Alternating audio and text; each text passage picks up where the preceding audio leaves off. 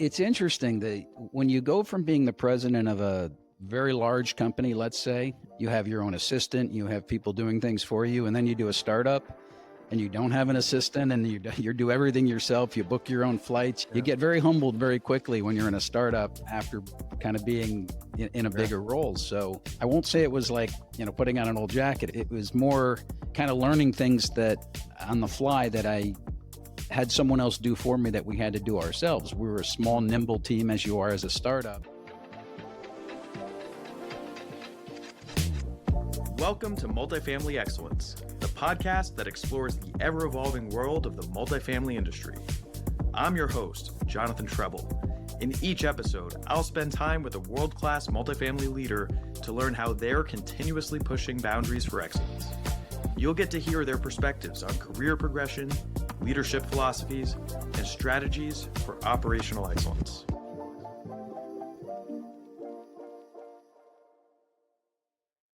Hello, and welcome to another episode of Multifamily Excellence. This episode is brought to you by my company, With Me. With Me makes people's lives better every day through convenient, technology-enabled amenities for the multifamily industry and beyond. Today, I am thrilled to have Terry Slattery, CEO of IDscan.net, join us on the show. IDscan.net is an innovative identity verification technology company that powers the ID validation of more than 7,500 global businesses. Terry has a remarkable career in the multifamily industry, holding key leadership positions at companies such as ForRent and CheckpointID. He has significantly influenced the industry through his leadership and strategic vision. Terry, it's a pleasure to have you on the show. Well, thanks, Jonathan, and thanks for that nice introduction. I appreciate it. And by the way, congratulations to you. 10-year anniversary, I understand. It is. 10-year anniversary for the company. In some ways, it feels longer. In some ways, it doesn't feel like 2 years. So That's a big milestone. Congratulations. Thank you. And I have to give you a thanks back for all your advice along the years. So listeners may not know this, but Terry was an advisor for me over many critical years of the business. And it's nice to come full circle and be able to interview you about your long career in multifamily. Well, great. It's good to be here. Let's go back to the very beginning. How did you first get into multifamily? Tell us where you were, what stage of your life, and what attracted you to the industry. It's interesting. Believe it or not, I started in Las Vegas. I grew up in upstate New York, and I had the opportunity as I graduated college to move to Las Vegas, and I was working for a company that most people won't understand today. It was the Yellow Page business, which back 35 years ago was a thriving advertising business. So I worked for them for a couple of years, and some of the founders of the company ForRent actually were old Yellow Page folks. So that we were all friendly together, and they said, you should think about coming over and being a sales rep for rent. And so I did that in Las Vegas for a couple of years and just fell in love with the company. The company was small. It was growing quickly. We were doing acquisitions. We were doing all sorts of launching new products. So it was a really good time to be in that space. Wow. And so you joined literally at the front lines as a sales rep, and this was in the 1990s? So this is early 90s. Yes, very early 90s. So back then, obviously, there was no internet. So we were the company that did the magazines that were in all the grocery stores. So it was that long ago. There was us, and then the Apartment Guide was also a print publication that we had competed with. And those were the only two marketing avenues you really had back in the day. So it was a lot of fun. I am old enough to remember the Yellow Pages and those ForRent guides in the grocery stores. And now I know, how that was made a little bit more. So tell us how you went from being a sales rep there to then, and I understand it, being the president of the organization. Is that right? Yep. And then CEO for many years. Yep. What a trajectory, what a run. Tell us about your first step into management. Sure. How did that all work out? Well, I'll tell you the way it really used to work back years ago was one of the biggest things that you had to be able to do. You had to have talent, you had to have ambition, but you also had to be willing to relocate. And as a company was growing nationally, I quickly raised my hand and said, look, I'll go anywhere in the country that you need me to go. And just as a point of reference, I moved 14 times in 12 years as I was growing through the company. So my first management role, they moved me from Las Vegas to Florida. So all the way across the country, and I ran the Tampa market and then the Jacksonville market and some other markets. And then the next step is to be a regional manager where you run, several markets. So I did that. Then our corporate office was in Dallas, Texas at the time. So they moved me back to Dallas to be the VP of marketing for a guy who actually has no marketing degree or background. But it just made sense because it was really more product centric than it was traditional marketing. So I came back and we did that. Was that around the time of ForRent going online? Yeah, so that was really a huge inflection point in the company. And we made what turned out to be some brilliant moves. And again, I can't take credit for all of them, but strategically, when we first started with the internet, it became, it started out, we gave the internet away. If you were a print customer, you got a free internet ad. And the reason we did that at the time was, if you can believe this, I was young and arrogant and didn't really realize how big somebody like Google was. I was on the phone with one of the executives at Google in the early days of Google. And I said, well, we want exclusivity. When people type in apartments, I want ForRent to pop up exclusively, and we'll pay you, millions of dollars to do that. And they laughed at me and said, I'm sorry, sir, that's not the way Google works. Because in the print world, that's the way it worked in grocery stores. We had exclusivity everywhere. So we would pay grocery stores to only have our magazines. So I thought we could translate that into the internet, and unfortunately they didn't bite on that. So then the doesn't hurt to try, right? Well, you're right. It was worth a swing. I missed. But what I did learn, and what they did kind of give us the insight, is what we really care about is a good user experience. So whoever has the most content is going to win. Well, we knew we had all the content because we had all the pictures from all the magazines. So we had a huge head start in the space as an internet provider because we gave everyone free websites. So our content was the most robust. So in essence, we did come up first on the search engines, and that really gave us a head start in the internet space. So it really worked out well for us. So let's see if I can follow the trajectory. So you start as an account executive in Las Vegas for a couple years, relocate to run the Tampa market and then Jacksonville market, and then become the regional manager of many markets in Florida. And how quickly did those promotions happen? Like, how much time are we talking about? The cadence was about every year I did something different, sometimes more than a year, but it was at least once a year I was getting promoted, which is why I had to move so many times over that time period, which was, this is where, again, I give my wife a lot of credit. We were married when I lived in Las Vegas, and she picked up and moved every time I'd come home and say, guess what, honey, we're moving again. Okay. Because it was part of a master plan. We set out a plan when I was an account executive in Vegas that someday I would run this company. That was our goal. And fortunately, over time, I got there, and it worked out, really well for us. That's incredible. Setting that goal early on. I think that's a lesson right there for younger folks, right? Set a high ambition and work your way toward it, work backwards.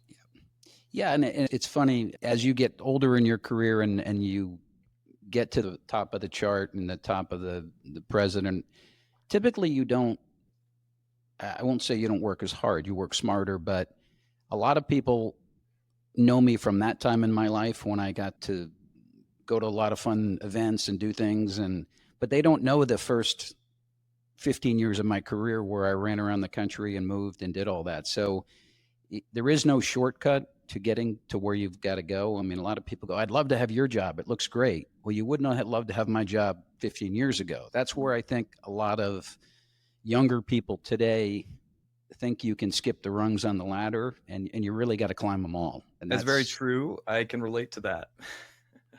All right. I think we have similar trajectories in my experience, right? I've been doing this 10 years now. Right. I always tell people the first 5 years were miserable and the worst, right? And I wouldn't wish them on anyone. But now, 10 years in, things are easier and totally about working smarter and not harder. Let's unpack the leadership journey a bit more. So, about 5 years into your management, you were, I think, a regional manager at this time. And then it seemed you went over to Dallas to run the online initiative. Is that right? As VP of Well, I was marketing? running all of marketing, which included launching this online initiative. So we were still running. Obviously, we had a huge print business still that was Right. still Marketing for everything. it was a really viable product. So then we were running them simultaneously and launching that. So during that time period, we got the internet up and running, and we had our first big event that I had to deal with, which was a sale of the company. So they sold ForRent to Trader Publishing Company. And Okay. Trader Publishing Company, which the name doesn't exist anymore, but it was Auto Trader and Boat Trader, all the magazines that were in all the stores. Yeah, I remember those. Yeah. That company, which was based in Norfolk, Virginia, bought ForRent. And Okay. they asked me, if I wanted to move to Norfolk to be the president of the company and run it out of Norfolk. And I did, and we went and we moved to Norfolk, Virginia. Had never been there before. Picked up and moved out of Dallas. And now the complexity was, now I've got a young daughter who's in school. So moving with my wife was, she was very good about it. Moving with a child or someone in school is a different complexity than just what we did prior to that. So we moved to Virginia. We stayed. I ended up working for Trader Publishing Company, which became Dominion Enterprises for, probably 15 years. It was an unbelievable company to work for. It's family owned. So I went from, ForRent was a public company at the time. We were held out of a corporation out of England. And then I went to a private company that was family owned with Trader Publishing Company. And I can't say enough good things about the experience of working for that family and for that company. We just got very fortunate. That sounds great. And so that transaction happened in the early O's, I'm guessing? Yeah. It was about, I want to say about 2000. Yeah. Okay. So. And tell us about how in those 15 years that you were hustling hard, right? Climbing your way up, what was it that you attribute, besides hard work? Obviously, everybody wants to work hard, but what other skills did you have to learn to keep growing and keep being promoted as much as you were? Things that I can share that I thought, in hindsight, you learn a lot looking in the rearview mirror if you really kind of reflect on what happened in your life. My first manager in Las Vegas was horrible. She was just not a good, I hope she's not listening to this, but that's okay. She was a horrible manager, but I learned as much from her as I did from a good manager, because I learned all the things I didn't want to do and didn't want to be, and the ways I didn't want to treat people. So there's one of the things that I can share is every experience with a manager is a good experience. It's just what you take from it. You can have the worst boss in the world and learn so much from them because you learn all the things you don't want to be. And when it's your turn to be the boss, those are the things you try to avoid. So my first boss was not great. And then I had a fantastic boss from there that, again, I learned a ton of skills that I did want to emulate and I did want to be. So because I had so many different positions and so many different bosses, I like to think I took the best from everybody I could find and tried to mold that into what I did, and then take the worst of what they did and make sure I didn't recreate that. And again, if you kind of live through that and live through enough bosses and take the skill sets you can get, it does help round out the kind of manager you want to be. And that really helped me in my career because I was able to surround myself with amazing people. By the time I was the president of the company, multifamily is a very jump from job to job type of industry, as you know. People go from one company to the other consistently. The average tenure when we sold the company again, which I'll get to, was 17 years for our senior management team. Wow. And that was 9 people, and the average tenure was 17 years, which is unheard of in today's world of of any business, but certainly in multifamily. And that was because we created a culture that just people really enjoyed. We treated people well. We treated them with respect. We weren't the highest paying company in the industry.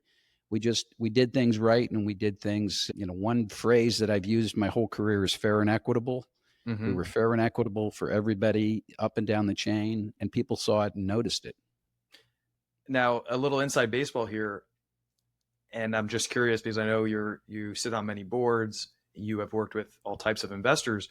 Do you think you were able to build that culture because of the ownership style that was in place with this private company? Were they not as, let's say, short-term results focused as a publicly traded company or a private equity company? Were they more willing to be patient and invest? I think that's a great question, and I'll answer that two ways. First of all, I didn't create the culture. I inherited the culture. There was a gentleman named Ernie Martin who has since passed away. He was the founder of the company, and he set up a culture that was what I got to inherit and got to make sure I just didn't screw up. But it was he who set the culture of, treating people well. I learned more from that man than probably anybody in my career, but it was, the culture was set. Again, I did my best not to mess it up, but so I can't take credit for everything. What I can take credit for is making sure that we continued his legacy of what he brought. Now, the second question, which is really interesting, because when Trader Publishing Company bought us, we were coming off some amazing years of growth. And we were the biggest, ForRent at the time was the biggest vendor in the country. We were bigger than RealPage and any other company that was out there. They were all kind of smaller companies, but ForRent was the big juggernaut in the space. So they bought this big, wonderful, huge company. And the first quarter we went backwards. And it was the first quarter we went backwards in the history of the company. And this company had just paid hundreds of millions of dollars for us. Yeah. And I'm the president, and I just moved to Norfolk, and I'm thinking, oh, this is going to go really well. I'll never forget. I walked into the CEO of all of the company. They had multiple companies, and I sat down and I was waiting for, the shoe to fall here. This is not going to be good. And he said, Terry, you're doing all the right things. We're doing all the right things. I understand why you had a bad quarter. There was some external things in the market that were happening with occupancies and some things. He said, just keep doing what you're doing. We're proud of you, and that this is going to be fine. That was my first quarter with this company. We ended up killing it from there, which I felt really good because we did it for him. But that meeting really set the tone, Jonathan, of that wouldn't have happened probably in a public company. I can say not have been as good. Yeah. Or a private equity run company. Exactly. So having that family company and family business and family atmosphere really it's just, again, I look back at those years so fondly because of many meetings like that. Yeah. It's important and starts at the very top, right? The culture.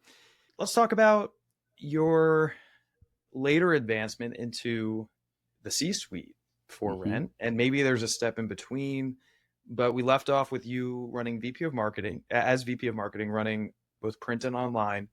What steps did you take from there to elevate eventually into the CEO position? Well, and they didn't call it because it was private. They didn't have per se a CEO. It was still kind of the president position, but it was the top position they had because they weren't a public and they just didn't have CEOs other than the overarching CEO of the whole enterprise. But when I stepped into that role, I learned, again, from that early meeting where there were good days and bad days, and that happened to be a bad day on the first quarter, I learned we're going to have bad days, and I learned how to handle them.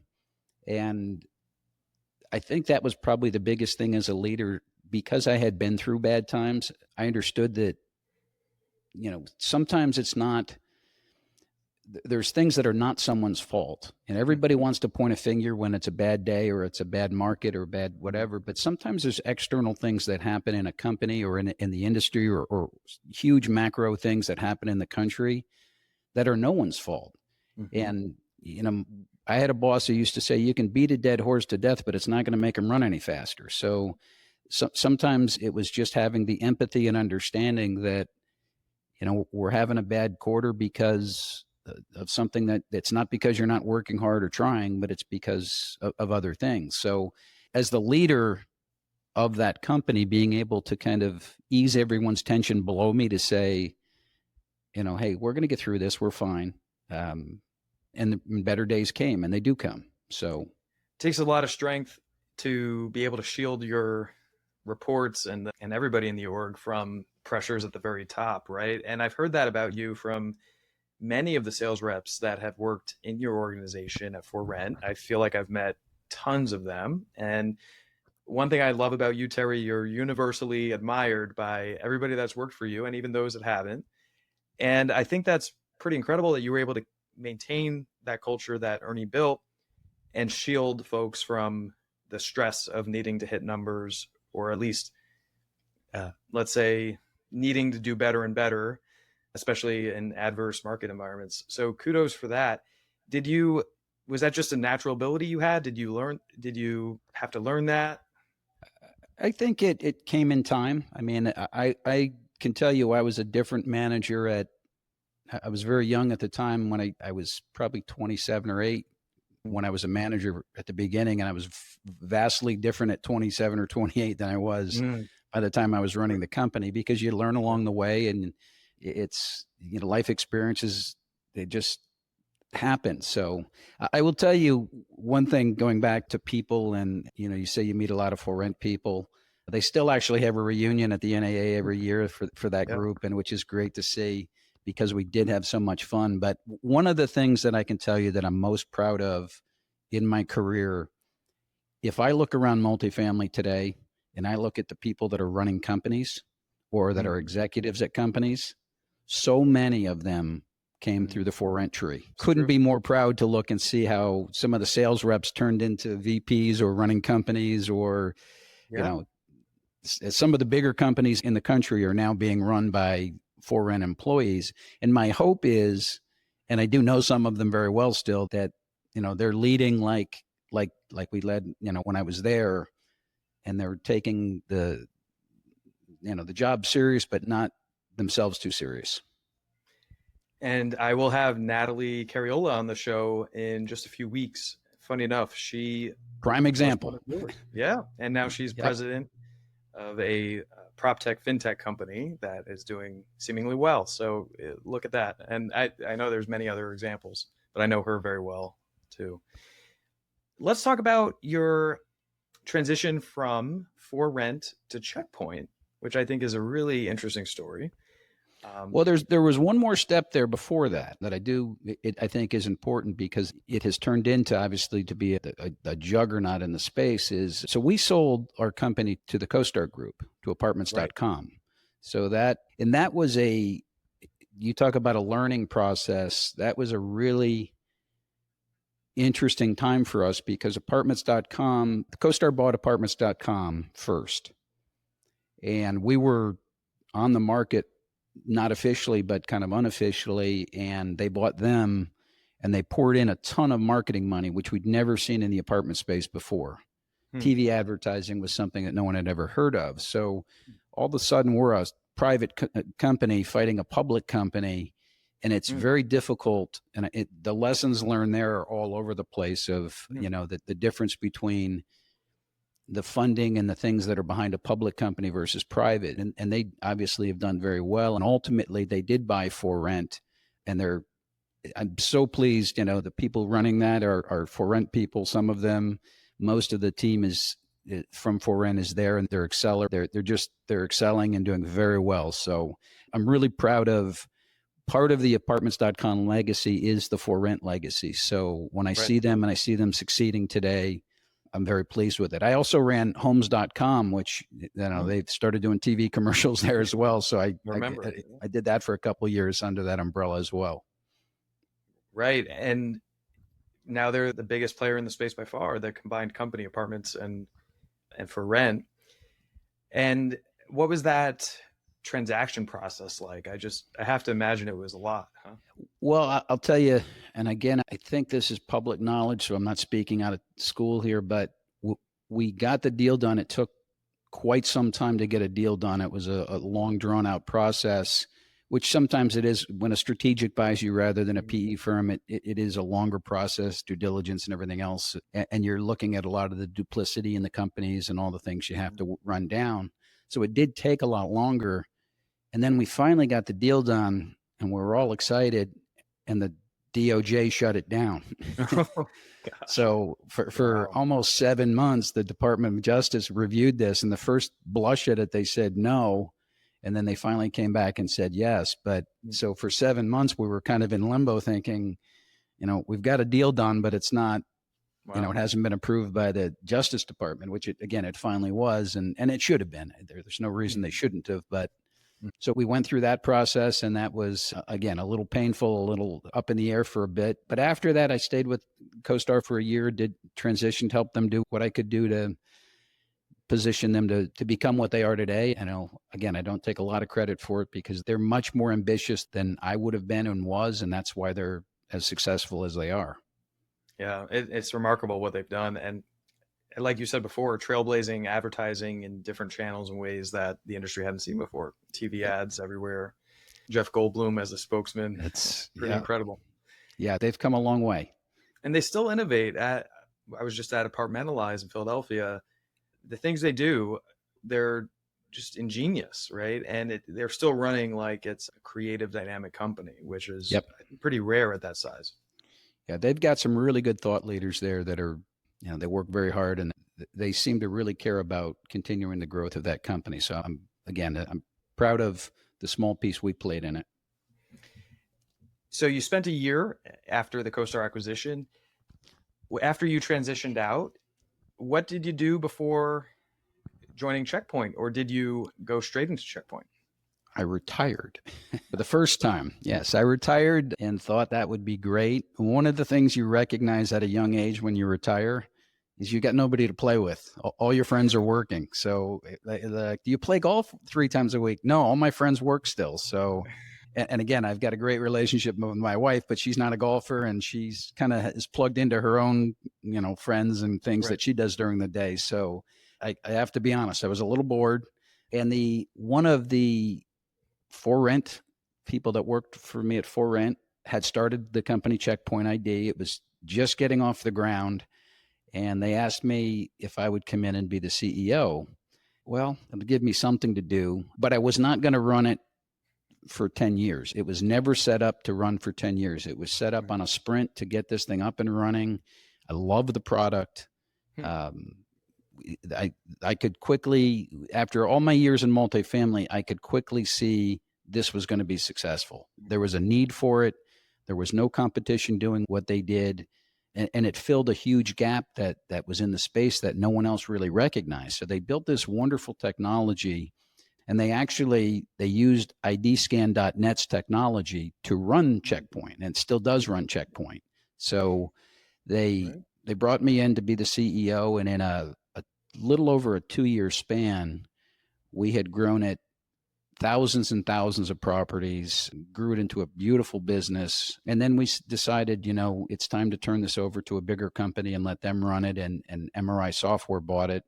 We were very pleased with that. And again, I transitioned with them for about a year and worked with that team, trying to make sure that Checkpoint continued to succeed. And they did and still have, and play a huge role in multifamily today. So that was fun because it was a startup that kind of came from nothing and is still, now one of the better known companies in the space. Right. And how cool that you were able to really build a second company from scratch. It must have felt like putting on an old jacket, I guess, right? When you're doing that after having acquired all the knowledge of the industry and how to sell into it. What was it like doing that sprint for 2 years? It's interesting when you go from being the president of a,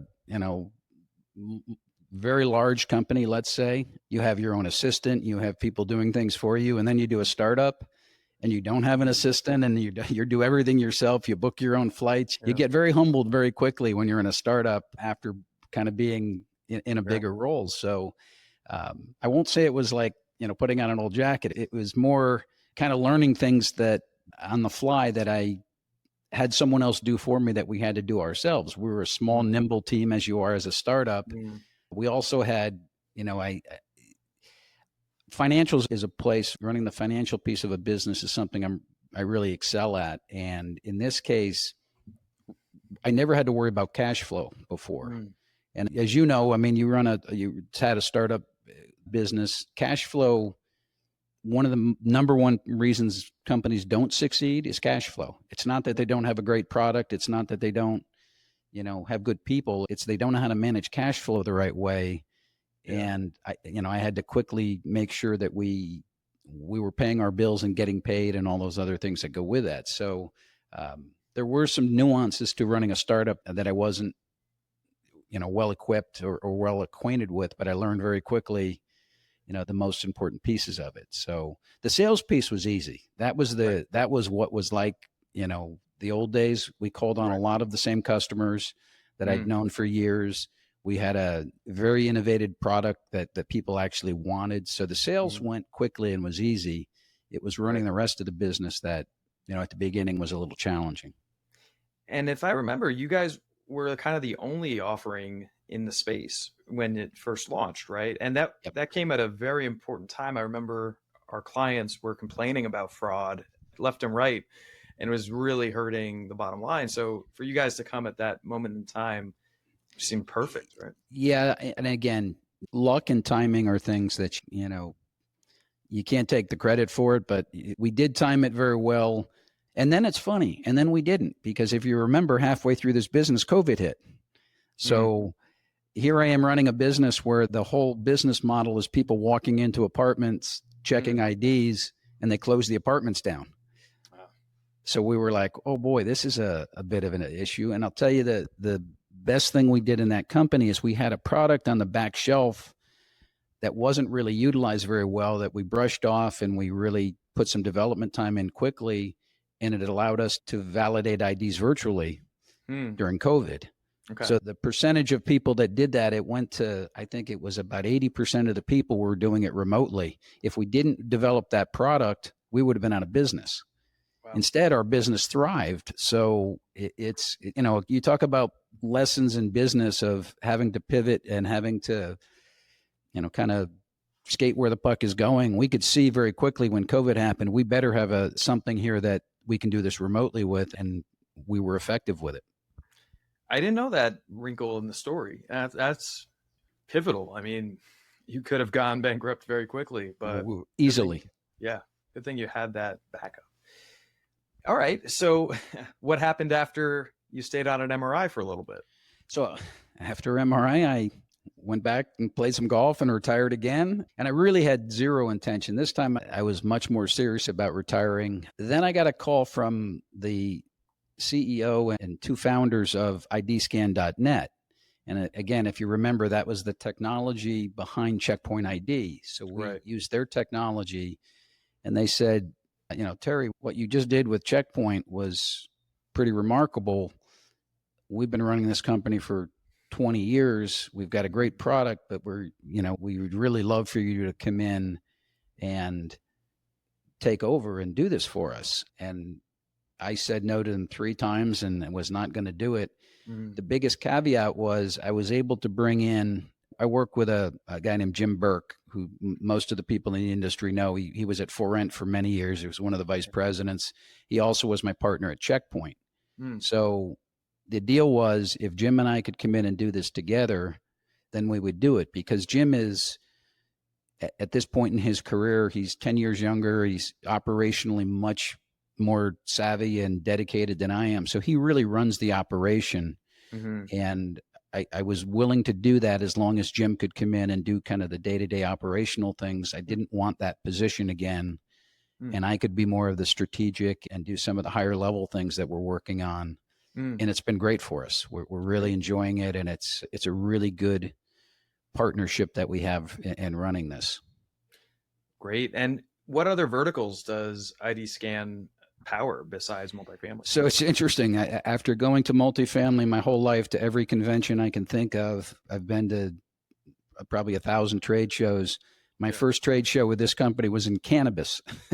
So it was very different than what I'm used to with multifamily. We have We do all the cannabis dispensaries. We do the ID verification for there. So that's one vertical. We do car rentals. There's a lot of theft in car rentals. We do banking, a lot in the banking world. We're still, obviously, with Checkpoint ID, we're still in multifamily. But the interesting thing about this company is fraud is everywhere, unfortunately. There isn't too many businesses that don't experience fraud at some level. And we find new use cases every day. And most of it's inbound people calling us and telling them this is the use case that we have, and we hadn't even thought of it. I'll give you a good example. We get calls by big grocery stores. And I thought, well, the only reason a grocery store would want us is because they sell beer or something and they want to scan the IDs. The reality is their biggest problem that we can help with, people steal and then they try to return the goods. So you get the same people returning item after item and getting credit in the store, but they're stealing the stuff in the beginning and they come in without a receipt and they say, well, we can give you store credit, and they give them store credit. So now they have a database of people because they do scan the ID when they come back in, so they can stop fraud that way. So again, there's a use case I never would have thought of, but we stumble on those things in different verticals every day. Wow. That's fascinating. That must be interesting then to expand beyond multifamily now at this point in your career, to think about other. You know what, Jonathan? It really is. Again, after spending as many years as I did in multifamily, I won't say I was bored with it because it's great people and it's great technology that comes, but learning different verticals and different businesses, it really is exciting every day to learn how different businesses work, the problems they have. So it's wonderful because it almost brings me back to the Yellow Page days. When I was selling Yellow Pages, one day you'd be dealing with a doctor, the next day you'd be dealing with a mechanic because you're selling advertising to all different verticals. So you had to know different businesses. This at a higher level is similar to that. One day we're talking to a car rental place, the next day we're talking to a cannabis place. So very different. So Terry, you're one of the first vendor leaders that I'm having on the show. Up till now, we've had mostly operating executives. What advice would you give to up and comers on the vendor, especially the sales side, to try to emulate your success and eventually make it to the C-suite? Any other skills that you think folks should really try to learn beyond some of the ones you've already mentioned? What else has really set you apart and helped you rise to the top? I will tell you, most people who know me kind of know that I truly do live my life this way. Everybody's important.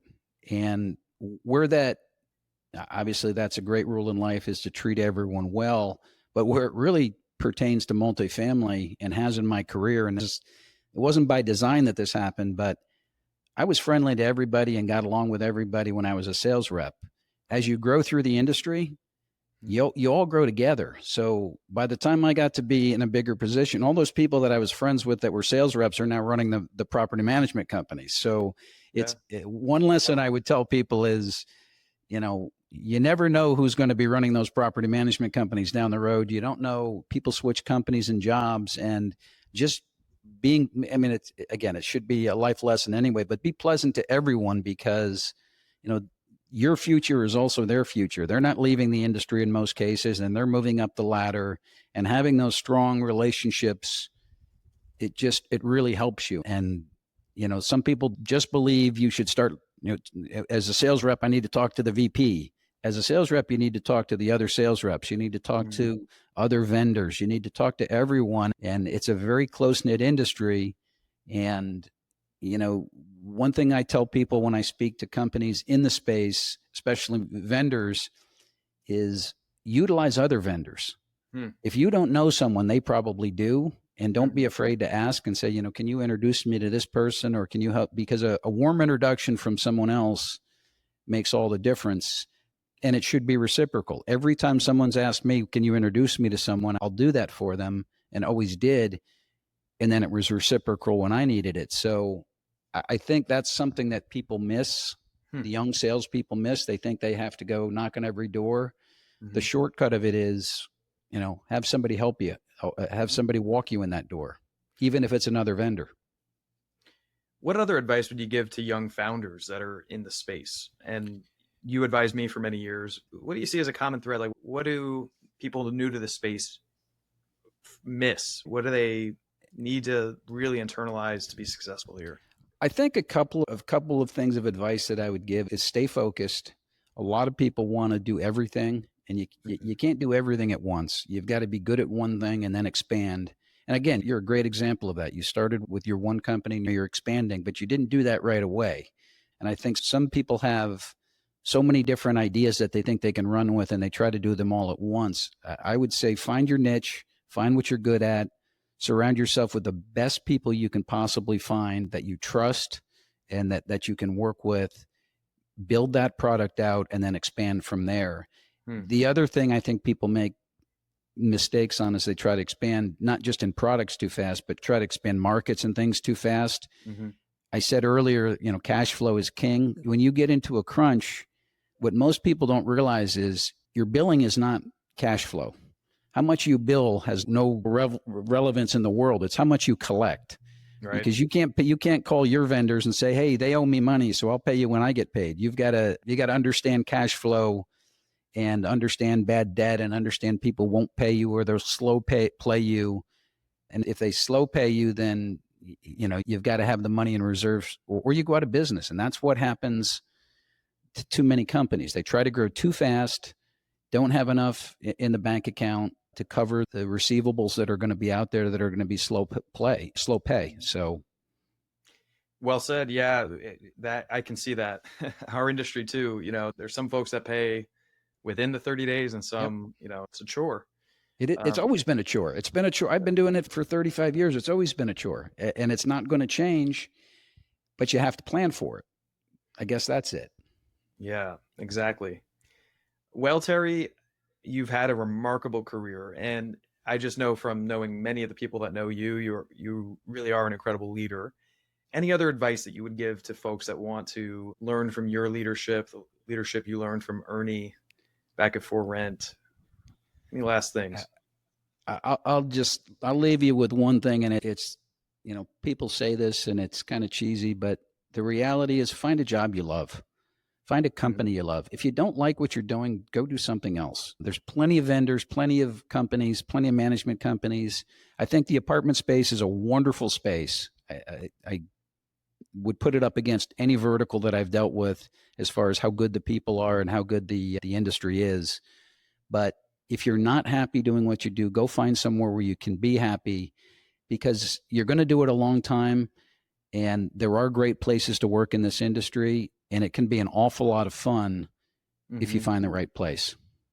That's really important advice, right? And it is cliche, but they say if you do what you love, you never work a day in your life. And I can relate to that. It's so important. Yeah, I can look at many years at ForRent that I don't feel like I worked a day. I mean, it was so much fun because we had such good people, and I miss those days. I miss this industry. It's great talking to you, and I also want to tell you I'm very proud of your success.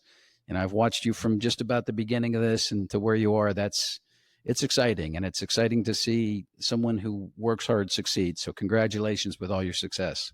Oh, thanks, Terry. And you've been a big part, all your advice over the years. So thank you. If anybody listening wants to be in touch with you, what's the best way they can find you? I'm easy to get to. My phone number hasn't changed in 30 years, so most people have it. But aside from that, if they email me at tslattery25@gmail.com, I get back to most everybody I can tell you that. Oh, that's awesome. You're very generous in your advice, and I personally appreciate that. I know many do. Well, Terry, thanks again for being on the show. Congratulations on all of your success over the years. Excited to see what happens with ID Scan and your journey. And yeah, we will be in touch. Thanks again, Terry. Sounds good. Thanks, Jonathan. Thanks for listening to this episode of Multifamily Excellence, brought to you by With Me.